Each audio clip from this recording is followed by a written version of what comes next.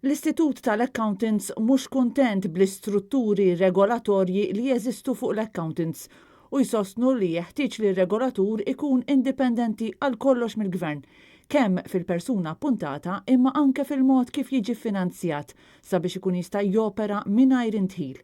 Ekstqar il-President tal-Istitut tal-Accountants Fabio Aksisa flaqa li kellu ma' delegazzjoni tal-Partit Nazzjonalista fid-Dar Ċentrali, imexxija mill-kap tal-Partit Bernard Grech. Aksisa spjega kif apparti l-kriżi li ġabet magħha l-pandemija, l-akbar sfidi għal qasam finanzjarju f'pajjiżna bħalissa huma t-test tal-Manival u l-problema tal-correspondent banks li issa ilhom ix-xhur li poġġewna fuq il-grey list tagħhom. Challenges bħal Manival, bħal correspondent banking issues, il-COVID per se, u challenges li dawet jitfa' fuq il-professjoni. ċarament hemm mod fejn nistgħu nikkollaboraw mal-entitajiet kollha, mal-stakeholders kollha.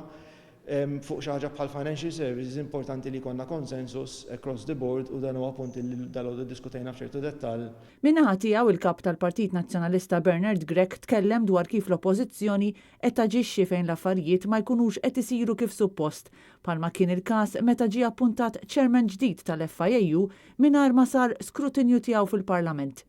Bernard Grech tkellem ukoll dwar l-importanza li jkun hemm maturità min-naħa tal-accountants infushom biex ikunu evitati sitwazzjonijiet bħalma kellna fl-aħħar xhur fejn l-għadira li konna qed nixorbu minnha iddardret tant li ma baqgħetx tajba għax-xorb, b'referenza għal kif Brian Tonna u Karl Cini għamlu isem ħażin għall-accountants ta' pajjiżna. Il-kap tal-Partit Nazzjonalista qal li huwa kruċjali li jkun hemm regolatur b'saħħtu sabiex titjieb ir-reputazzjoni ta' pajjiżna u li dan jista' jsir mhux biss permezz tal-politiċi iżda billi kulħadd jagħmel il-parti tiegħu.